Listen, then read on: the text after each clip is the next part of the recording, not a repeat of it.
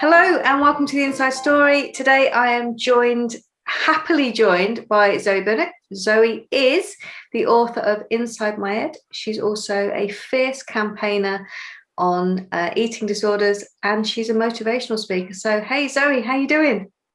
Hello, lovely. Yeah, not bad, thanks. I adored that intro. Fierce. Not just any campaign, but fierce. Thank you. Yeah.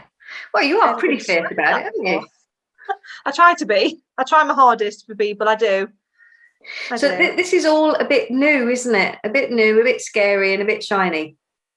That's one way of putting it. I think I've described to someone today. I've just had every emotion possible within the past week, from like collecting obviously my box of books for myself to it being a release date next week, and just everything. I'm just like, whoa, okay, this is happening. Okay, this is a thing. Breathe.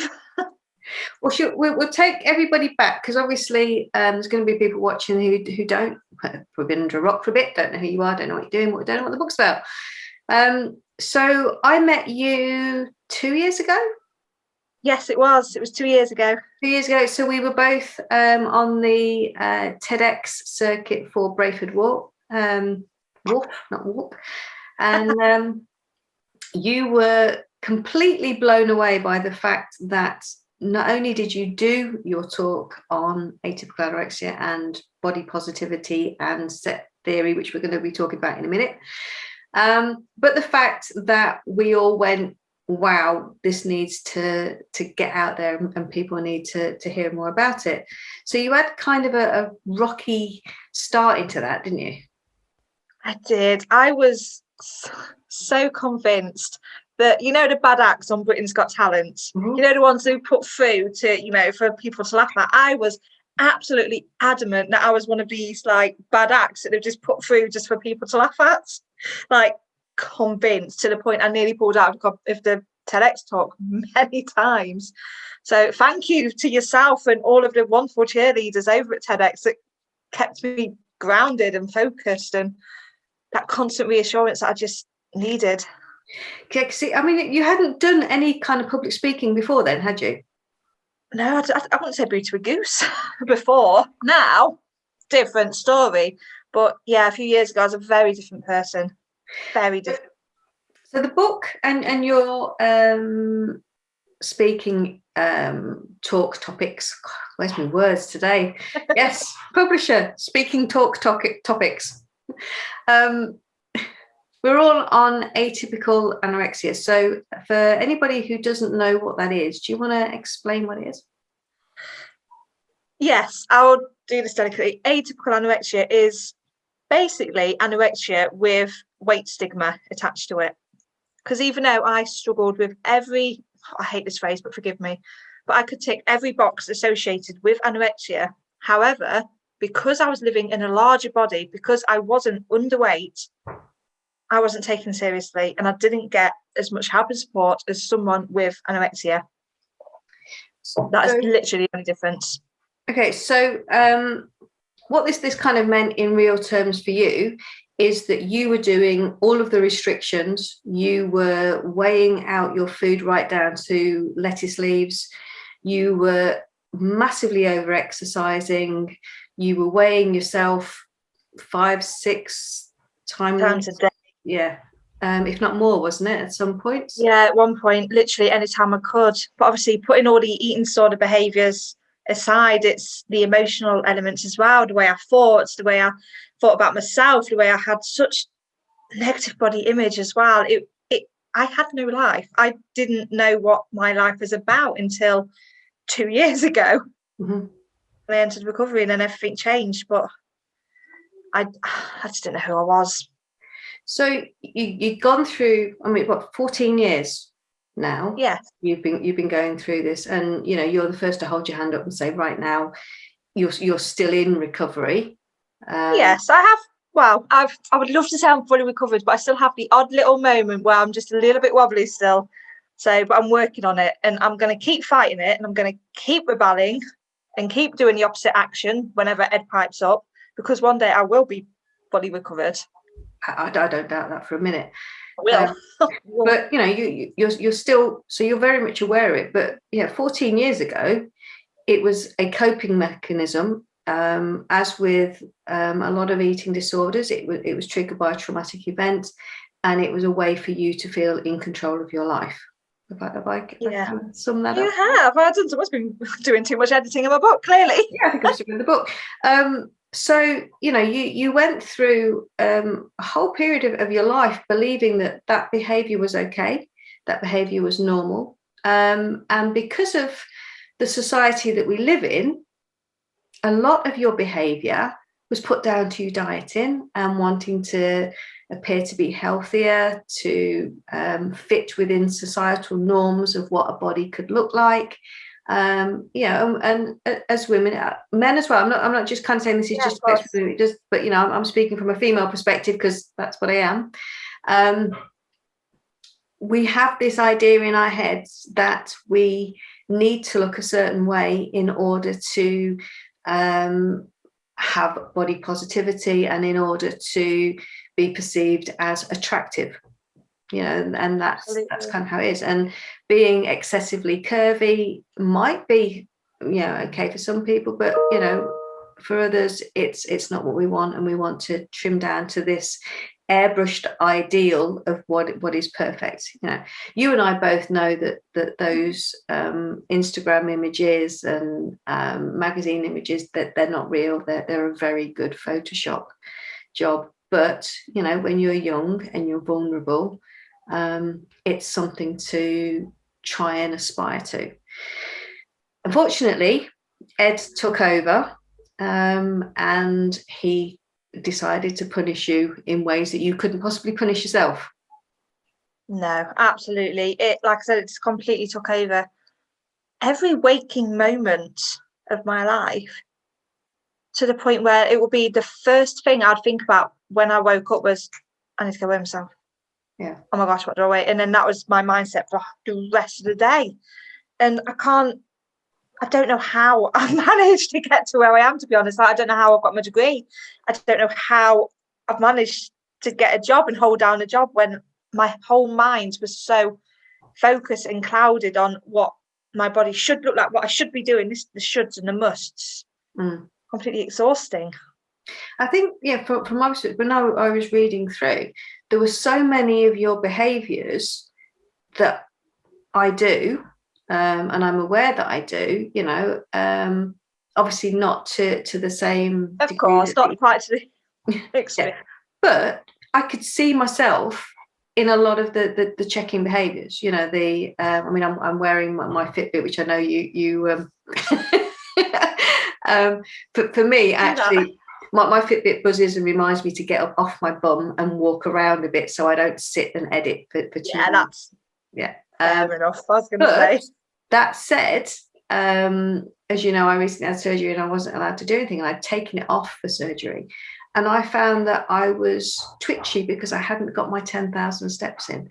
So I was aware of the very subtle control that it has and the effect it has on the mindset, even though I believe I'm kind of rational in my own thoughts in terms of body. But then there's that realization that how easy it is for this thing here to control what I'm doing throughout the day. It's surprising, isn't it? Really surprising. Yeah. I've just had this conversation with someone yesterday, actually, about their fitness tracker, and I described it as like a prison tag. Because it just kept me trapped in that disordered way of thinking. Because I wore it for ages, and it wasn't until I took it off that I realised how much it egged on that eating disorder voice, how much I was obsessed with it. Like, I'd be sat just eating tea, and I was like, I'll just have a look at how many, and tapping it away, just being nosy at all the stats, because why wouldn't you? And I didn't realise how obsessive that had come. Yeah, I mean, and obviously in the world where we live, it is completely normalised, and you do little step challenges with your friends, don't you, trying to get your steps up, and it's just egged on. Yeah, see, I mean, I've been very good. I've not involved anybody with it, but I caught myself, and it was kind of a smack up the back of the head moment. I think I'd done 9,890 steps one day, And I bet you wanted to get it up, didn't you? I was absolutely shattered, and I still went up and down the stairs until I got back to the 10,000. And I thought, what are you doing? Why? Yeah, who are you trying to prove to? You know, and what is the bonus of you actually just wearing yourself out that little bit more? So I think for me, that was kind of one of the things in the book, because even though I don't feel like I have any form of eating disorder, I'm aware of how easily the irrational thinking can take over, you know, and some of the behaviors, if you're in a really low place, and we all get there, you know, we all have really rough days. It's just something to focus on, and it gives you a positive. Like myself, again, obviously I hated myself. Like, I was the world's worst person. So if I could achieve this, it's like a positive. If I was getting praise for reaching my 10,000 steps, even if it was from a random piece of technology, it was praise that I craved almost. Yeah. Does that make sense? Yeah. Yeah, I can absolutely get that. A little bit, even without the eating disorder thoughts, you know, I think we all crave that little bit of, when it buzzes, it's like, oh yeah, it's that feel good that we need almost, just to say, you're doing all right. But yeah, surprising. So, I mean, some of the other things, I don't want to give too much of the book away, because I want people to buy it and read it, because I think it's such a powerful story. And I think for anybody that's got young children, that, you know, that might be struggling, I think it's something that you should have at home. I also think it should be in every school, but I'm getting ahead. So some of the things that, you know, are really kind of important are some of the messages that you put in there, and some of the things to be aware of. Now, I'm going to say a dirty word, and I'm sorry, but I'm going to have to say it. I'm going to go with BMI. Sorry. Can I? Am I allowed? Go on, do it. What does BMI stand for, Zoe? Bullshit measuring index. It is absolutely. It was created 200 years ago by a statistician, a mathematician, not even a doctor. I'm sorry, but 200 years ago, wasn't we still using like leeches and cocaine to treat certain illnesses? So why on earth, 200 years later, are we still using this chart? Sorry. There we go. And there, ladies and gentlemen, is Zoe on. Sorry. So basically, just to kind of people know where we came from. So you were at a point where you'd collapsed. Your body was giving up. Your organs were failing. Your heart simply couldn't cope with the pressure with what you were putting it under. And you went off your GP under duress, because at this point you still didn't think you were doing anything wrong. March there pretty much from my husband. And the doctor said, yeah, it sounds very much like you have all of the signs of an eating disorder. Let me just weigh you and see how you are. And he went, oh, you're not slim enough to have an eating disorder. Go drink a full fat can of Coke, because that would stop you from collapsing. Brilliant. Now, caveat here, not all medical professionals would behave in this way, and we are aware that a lot of doctors are very good and very proactive. However, in this case, they weren't. No, absolutely. And all I heard in my head was I wasn't slim enough. So, of course, I egged on my little eating disorder voice to go, I'll show you. Because eating disorders are a very competitive illness. So you are too fat to have an eating disorder. It was basically the message you took from that consultancy. Yep, absolutely. What did that do? It made me absolutely, like I said, it made me go, oh, I'll show you. And it just egged me on. But also it normalised everything I was doing.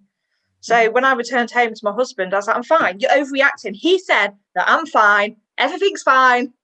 You're wrong. So, I just continued to completely spiral out of control. I don't know how I'm here, to be honest. Well, we do know how you're here, because you have a husband who realised that your behaviour was really not normal and okay. And he did some digging and found Beat, which is the UK's leading eating disorder charity. That he contacted them, basically rang one of the helplines. He spoke to an advisor, and they was like, no, your doctor's wrong. Do this, this, this, and this. So that's what James did. And eventually I ended up somehow going back to the GP, armed with leaflets from Beat, armed with leaflets from our local service that he got in touch with as well. And I wasn't allowed to leave that doctor's room until I had a referral. So again, I was sat there I cringe because I was like a stubborn teenager. I was literally sat in the corner of that doctor's room, like, disgruntled. But yeah, I knew deep down that something had to give.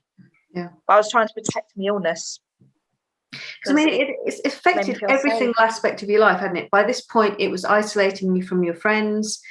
I had no life. There was no social life. You couldn't go out. You couldn't, you had safe things that you felt you could eat, safe places. That was getting smaller and smaller. Everything was just getting more intense. Something had to give. So you've gone through the treatment now, and thankfully made a very, very good recovery to the point where you are not completely ruled by it. As you say, you're very much aware that there are triggers and there are things that could put you on the back foot there. What's it like being in such a calorie controlled and diet focused society? Exhausting. Sum it up, one word: exhausting. Because every time I hear anything about calories, every time I see adverts on telly, on the radio, on my way to work, on the bus screens, it is everywhere. And obviously, because I am living in a larger body, it's like it feels like the world is against my body. Especially now the government are doing obesity schemes and sugar tax and everything. And I've just learned that all food is needed. And now the government's telling me that I shouldn't be doing this sort of thing. And I've just got to try and stay focused in that recovery mindset and go, no, this is what I know. This is what I've been through. Remember what dietitians have said.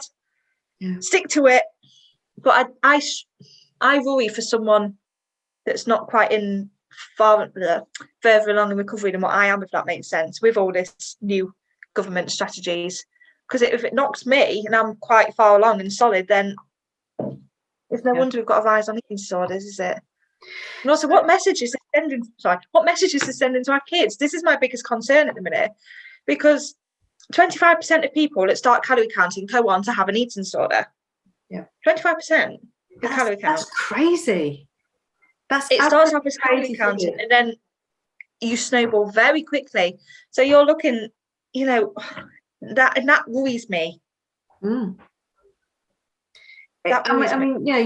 look at kids today and they're permanently on the phone. Now, as you know, I've got my background in marketing, and I did a little bit of research recently, and we actually see over 5,000 adverts a day. And how many of those are diet, calorie, airbrushed? The perfect picture, the perfect, even if it's a clothing ad, these people are not normal shaped. So, if you've got 5,000 ads bombarding you, all that start, it's so difficult to get away from that, and to get away from the message that unless you are fitter, smaller, thinner, prettier, whatever it is, you're not okay. Exactly. And one thing that bugs me about social media is the way the algorithms work. Because those, again, that do struggle with poor body image, it somehow knows. Mm-hmm. The amount of dieting adverts I get is ridiculous. For someone that's in recovery for an eating disorder, it's unacceptable. But even if you're not, and you just just liked one person that does personal training or whatever, your social media, I nearly said the name of it, but your particular social media will pick up on that, and then it will advertise more and more like it. And then you click, you follow, you like, and before you know it, you've just fallen down this rabbit hole of seeing one particular body type, because that's what you clicked on once, so that's what the algorithm's set to. Yeah. So that's what you're going to be exposed to. I know you said you had a complete cull of your social medias and you took out so many things. What did that It was do with your friend embarrassing. circle? It was embarrassing. Well, first of all, it was embarrassing the amount I had, but friendship, it was hard because it was hard, and it did cause a little bit of upset. But the friends that I did kind of say, look, I can't follow you in a minute. This is why. Real friends, they understood, Mm-hmm. and they completely understood, and they stood by me. And then the ones that went, well, sod you then. I was like, okay, maybe you wasn't actually. Do I want you in my life? Yeah. And that's cool, but I've got to look after myself. I cannot go back down that route. I've got to protect myself. I'm still your friends, of course. You've still got my number. But right now, I just can't follow you on social media because of this. And if they couldn't accept that, then surely that's their issue, not mine. And I say that through gritted teeth because that was very hard to deal with. But what choice did I have? I was going to say, because I mean, you say very much in the book, you are a people pleaser. And even though, you're a long way from that point, you still are. You go out of your way to do nice things for people because that's who you are. So actually saying to somebody, you know what, I can't support you in what you're doing, if you're part of some form of diet culture, I'll try not to name it, but yeah. Then I can't be part of that. So talk me through set point theory, because I love this. I absolutely love this. It's my favorite thing in the world, and I don't understand why it's not more taught. You do understand why it's not more taught because it goes against exactly. Because if everybody understood set point theory, then the dieting industry will go bust overnight. Because if these diets worked, you would do one and that would be it. You'll never have to diet again. But that doesn't work because 95 to 98% of diets fail. And the reason being is your body is, I'm just going to use this ball. Your body's, it's a little stressful. Your body's designed to be a set point, if you like, here. It's your set point's made up of genetics, contributing factors. You might be on some sort of medication, but you don't really have much say over your set point weight. The same as your shoe size and height. It's in our genetics. It's already decided for us. However, when you go below your set point, so engage in dietary behaviours, say you engage in one of these fad diets, your body doesn't like it. You'll start to become preoccupied with food as your hunger signals raise. You might find yourself binging because you're hungry, but not realising that that's why. And also your metabolism starts to slow down. This is why the phrase hangry comes from, because you get snappier, you're not thinking properly, you clouded judgment because your metabolism drops. Your body's fighting to bring you back up to your set point where you need to be. However, also if we overeat, and I always use Christmas as an example, because I've said before, I just live on cheese and red wine at Christmas. It's fine. But I know come January, naturally, I will just eat less because I've about had enough of cheese. And actually, I'm kind of craving a bit of veg. I'm craving a bit of salad. So if I just eat intuitively and listen to what my body's saying, naturally, my weight will come back down without crash dieting. Because again, if we crash diet, we're going to end up here and we're just going to bounce all over the place and yo-yo. Yeah. So, it's brilliant. I mean, it's like I'm 5'2", always wanting to be taller, very often wear heels. And for a couple of hours of the day, I'm 5'6". It's great. But at the end of the day, I take the heels off and I'm back to being 5'2". Exactly. And it's the same with the body. You know what? If I want to be really, really slim one day, then maybe I'll stick some Spanx on or something and everything will just flatten down a little bit. And then I can take them off when I come home and it's all right. It's not a problem. Or I can just kind of go, you know what? I'm 50 years old and I am who I am. Well, yeah. Sorry. But there are ways of doing things without you having to, restrict, as you say, and just constantly be focused on what you're eating. I love the idea, and it is that way that you do kind of go, I'm gonna eat nachos, I'm gonna eat have some gin, I'm going to do this. And then the next day you think, you know what, I can really kill a pineapple. And we do. And it's just listening to your body. But we've forgotten how to do that because of the way diet culture is and because of how powerful and guilty it makes us feel. Like, I know so many people that if we're going out for a meal at night, they will restrict all day because, I'm having a big meal, I can't possibly. But actually, it's okay just to go and enjoy your meal, because again, the next day, your hunger signals will adjust, your metabolism will speed up. Your body knows what it's doing. But we've forgotten how to trust it. You can do 20,000 steps with your Fitbit. It's all right. Yeah, slap your hands. Don't make me come over there and lecture you. So now then, on to the serious side of things. It absolutely screwed with your body, didn't it? September 2018, just as I'd entered treatment, I was told that I wouldn't live to see Christmas if I carried on. So it was a good job I entered treatment when I did. Yeah. And I mean, you'd think that's a wake-up call, but it's not, is it? Because like all addictions, and it is addiction, that there's no way around it.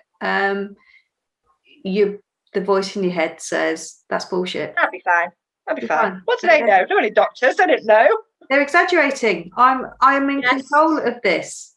But so you were doing the pills, you were doing all of the restrictions, you name it, you were doing it, and you were basically messing your body up to a point where they told you that you couldn't have kids.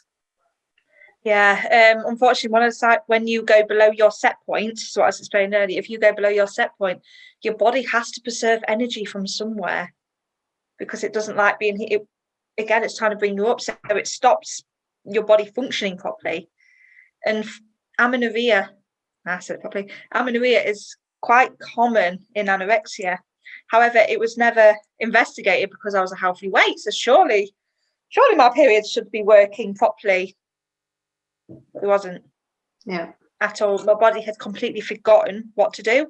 It didn't know how to have a proper period. It didn't know, after 14 years of me messing about with it, it was confused. But other than the fact that you were collapsing, because obviously you were at your worst, there was no outward sign that anything was wrong, was there? No, I am very clever at playing the clown, putting on my mask and just, fine, whatever, as I think quite a lot of people are. But you wouldn't know that I had an eating disorder. Yes, okay, I did lose quite a lot of weight in a short amount of time. However, it was congratulated. I was praised, because isn't that what people do? Lose weight is a good idea, right? Really. Well, you were getting married as well, so obviously being a bride, you want to look good for your wedding day, and you want to lose all that weight, and that's perfectly natural. And well done you for actually. Exactly, I was praised for all my behaviours. Every time I did like one of these diets, if you like, and it was actually an eating disorder being disguised, but I didn't know back then. But every time I did one of these fad diets, I was congratulated, praised, just installing that core belief that it's my body that's the problem. If I change my body, surely, I'm getting all this praise all of a sudden. And again, going back to what we was talking about Fitbits earlier, I craved that praise, I craved that acceptance. I needed that from people because I hadn't known it. So did your body at any point stop losing weight? Even though you were doing the things you were doing, did it stop losing? It plateaued once or twice, yes, but I found new ways to very unhealthily to break through them, and again break through the plateau, and then something else went wrong with my body. But all I could focus on was keep going. And I mean, as you say in the book, you never reached your perfect weight, because as soon as you hit the target, your body went, yeah, but that ain't good enough now. So it would never be good enough in the eyes of the eating disorder. And this is what I say to a lot of people that I work with. It's like, you'll have a set weight in mind, but then when you hit that weight, go lower. And then when you hit that weight, go lower then. Because you are constantly, again, I said earlier, it's a competitive illness. You are constantly in competition with your own voice, with your own mind almost, constantly in competition with yourself to get lower. And again, every time you hit that that goal, it gives you that sense of achievement again. And then it makes you do it all over again. But at what point, it's never going to be low enough. So you hit that point where you went, all right, James is absolutely correct, James being your husband, and I need help. I need to get myself sorted. I think it's fair to say at this point James was an absolute superstar and your rock. Although he didn't always get it right. Oh gosh, no. But it was a learning curve for both of you, and I think probably a testament to your relationship of just how strong the pair of you are and how strong the relationship is. We broke big time, absolute big time. He, bless his heart, I don't know how we're here. It's about our marriage survived, but we had to have a little bit of time away at one point just because he got too much, I got too much. The illness, there was a third party in this relationship, and that was my eating disorder. There was a third person in this relationship, and it was just a case of adjusting and trying to figure out who I was again, because I had no idea who I was. So I kind of had to go and do that journey on my own, if you like, and then come back and work together. So what advice would you give to anybody who is living with someone with a eating disorder? When you're doing activities and things together, try not to focus it just solely on food. Go on date nights, but don't focus on food, just to remind yourself who they are as a person, if that makes sense. Mm-hmm. So me and James often took like little trips to the beach. I just went for a little walk, just something away from the eating disorder, away from the dining table, away from the battle zone, if you like, just to be together. Yeah. Because he said in my book, I was still there, but somewhere he just had to work at finding me again.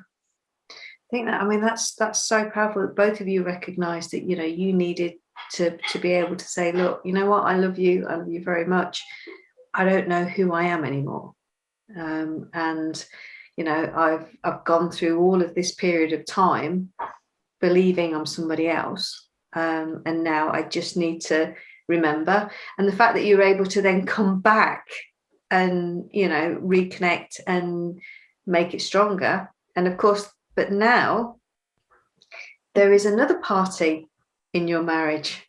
There is I can just hear her kicking off upstairs. She's just had a bath, so I'm so sorry if you heard that on the recording. But yes, beautiful Rosie, our little miracle bean. Every day I could cry with how proud I am of her. Every day talk us through. I don't get emotional. I'm getting emotional. Jesus, sorry. But every time, like every night, when you go peek on him just before you go to bed, yeah. Well, I do that. I've done have a little peek, and every time I can feel myself getting so emotional because she's here. Yeah. How? So how did she come about? Other than obviously the birds and the bees, we don't even know it. Lots of tests, lots of tablets, lots of medication, about a lot of money spent on ovulation sticks. And it was a military operation, I'm not going to lie, but we made it and she's here. We was due to start IVF in March. We was due to start all of our IVF in March. We was lined up to go back and get all the needles and poke it in oranges, to practice as you do. But was due to start that process in March. And in January, the tablets that they'd put me on ready, and the tablets that they put me on to like reboot my system and see what happens, and they worked a little bit too well. I felt pregnant. Because you started feeling sick and you started to feel unwell, and you put it down a little bit to Ed, didn't you? Yeah, I did, because the feeling not quite with it, the hangry, the hormonal, the feeling sick, physical anxiety, feeling sick. I was like, oh my gosh, is it Ed? Because I was in a little bit of a relapse as well in January, because we just had Christmas and dieting culture bombardment. So I struggled a little bit with Ed. So I just thought, okay, I'm feeling very tired though. This is weird. This isn't just Ed. Am I poorly? What's going on? But I had to do a pregnancy test anyway, because I had to do one every month to see what the tablets were doing. And I couldn't. I can't put into words how I felt when I saw that little symbol. I was like, this isn't right. Have I done this wrong? Can you do a pregnancy test? But no, so 12 tests later, we realised that it was, no, I'm having we are having a baby. And But yeah, 12 pregnancy tests, 12 I took in the end. So, I mean, that then sent you into another completely different sort of mindset, but also a completely different world of everyone asking you what you're going to do to lose your baby weight. And what is wrong with the world? Sorry, what's wrong with the world? Yeah. But when did it become, I'm going off on another rant, I can feel it, I'm sorry, but when did it become the normal thing to ask a pregnant woman, oh, how are you planning on losing the baby weight? No, I'm sorry. How are you planning on nourishing yourself once that baby comes along and you have no time to eat? Do you need any meal support? How are you planning on, spending time looking after yourself after the baby is born? Not, oh, what diet are you going to do? Go away. Really? Go away. No, it just fascinated me in a way. And I was like, oh my gosh. And because I'm clued up on it anyway, because the eating disorder, I'm like, imagine if I didn't have the knowledge that I do now and I was a new mum. This is expected of me? Is this what I should have to do to fit in, to new mum groups, because all the other new mums are doing it? So again, I felt really out of place speaking to new mums because I couldn't relate to them on that. And they just laughed when I went, oh no, I'm embracing my body, and it's done an amazing job for me. So, oh, that's interesting. You had random strangers coming up and offering you advice and things, didn't you? Yes. Tesco, that was in Tesco, wasn't it? Oh, I did a little video on that on my Instagram. Middle of blooming Tesco. I was 8.5 months pregnant. Heat wave.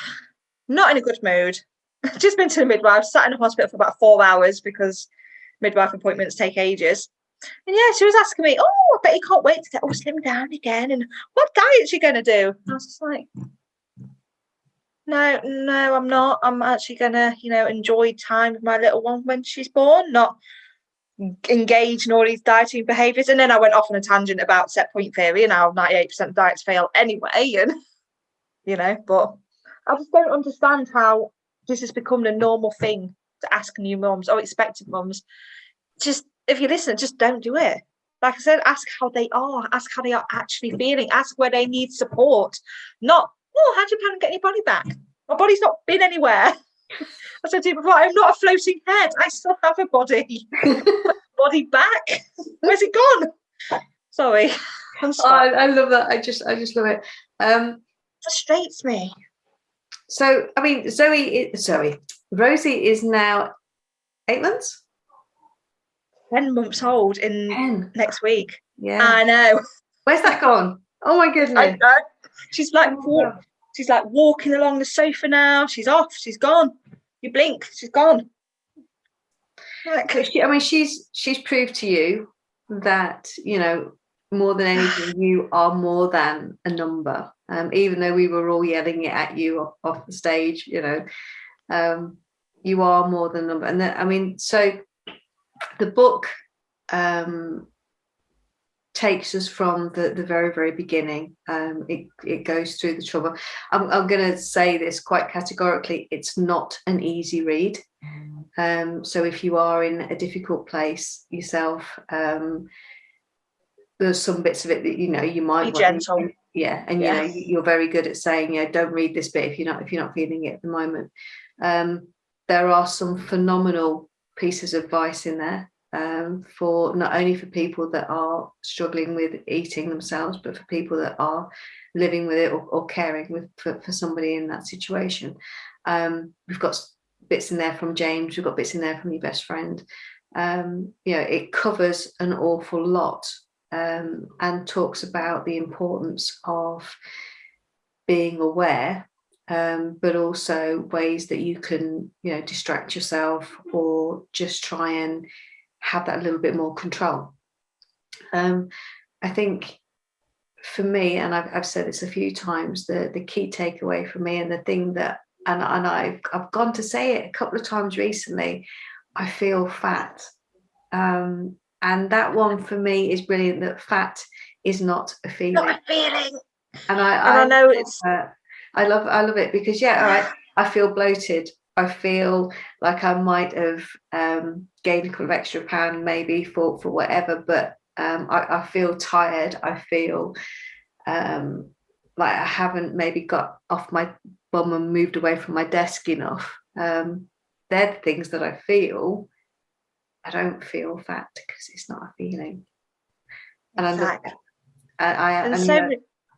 We hear it all the time, don't we? We do. And again, I understand why it's a disputed phrase, because don't tell me how I can and can't feel. I emphasize and I understand. But for me, it really did work. And for me, when I do say, oh, I feel fat, it's me recognizing, hang on, how am I using the phrase fat? Why am I using it in a derogatory, I can't say that word, way? Because it's just an adjective. Fat is not a bad word. So why am I using it as like a bad word almost? Because every time I did say it, it was in a bad way. And I had to check in with my own fat phobia, because of course I did used to be fat phobic, and I admit that. But there's always something going on when I say I feel fat. And normally it's because Ed's beginning to pipe up and I'm feeling anxious, I'm feeling stressed, I'm tired, I'm nervous, and I'm feeling all these other emotions that I can't label. So I just automatically go to that. I think I might check you on your fat phobia, because I don't think you were fat phobic in the way that you would look at another person that was in a larger body and think you look disgusting. True. I just couldn't accept that for myself. Yeah, fair enough. And I think that's kind of a crucial point, because you know, and I think that happens to a lot of people, is that, you know, we can look around and see people in larger bodies and think, you know what, you carry yourself beautifully, you know, you're wearing fabulous clothes, you're owning your body, and you look great. But for me, I can't. And that's the phobia is in your own body. It's not in other people's. I was literally about to say, but why can't you, Taryn? Why can't you? I can. Exactly. The other takeaway that we've got, I think for me, was one of the things that you said. Oh, my brain's now gone completely dead, and I've actually lost it. It's one of your favourite ones. Taryn's brain has just died. Go on. What are some of your favourite things that you? No, when it comes to body image and things. Yeah. It's bikini body ready. Is it that one? Yeah. Beach body ready. You just go to the beach, you have a body done. You don't need to look a certain way. Why do we need to look a certain way to wear a bikini? I'm claiming bull. Yeah. If people have a problem, you know, with the way you look in a bikini, then that issue is with them. Again, it's not with you. That says more about them as a person than it does you. Because being cruel and shallow and vindictive is the worst you can be. And that leads me nicely into when we eat chocolate or we say no to a piece of cake, we're not being good, are we, Zoe? Oh, yes. I'm so bad for eating this cake. I'm sorry, bad. You're bad for eating cake. What did you do? Did you commit adultery? Did you commit a crime? What did you do to me? Oh no, it's just a cake. You cannot be bad for eating a cake. It does not make you a bad person. There's no such thing as good and bad foods anyway, because our bodies need all of the food groups to function properly. It's actually fats in these sort of things that actually help your hormone system, and it actually helps that side of your body work properly. So you need fats in your diet. By cutting out all fats, that's where I had my amenorrhea problem. So there you go. You've heard it. Eating cake is necessary. It's not good or bad. Eating fats in your diet. No, and no food has moral value. Food cannot be good and bad. It might do different things for our body, but again, we need everything to survive, to function. It's balance, we are isn't it? Humans. Yeah, it's absolute balance. It's all about, you know, not eating too much of one or too little of another. It's eating what you like and what your body says it needs. And that's kind of the... Because if you deny, let's face it, if you deny yourself a bit of chocolate, what's going to happen like a day or two time? If you keep saying, no, I can't have it. No, I can't. No, I can't. It's then forbidden. But then it's like, oh, it's forbidden. And then you go, and then you can end up binging and then in a whole other relationship with food. And you just get such a distorted way of thinking. If you're craving chocolate, have a bit of chocolate. Or actually just end up eating 2 or 3 bars because you tell yourself you can't, and then you binge. So on that note, we're going to say eat chocolate, but equally, while you're eating chocolate, buy a copy of Zoe's book. So Inside My Head, there it is. out on the 22nd of July. It's currently available to pre-order, and it's available from all good bookstores. So please do get a copy. As I say, I think it's something that everybody, no matter whether you feel like you've got an eating disorder or not, it's something that you should read. It's a very powerful story. Zoe, as always, thank you so much for being with me, and for not swearing. Well done. Only once, but you let me, so it's fine. It's all good. All right, lovely to see you, Zoe. Take care of yourself, and I'll speak to you soon. Thanks for having me. Bye. Bye.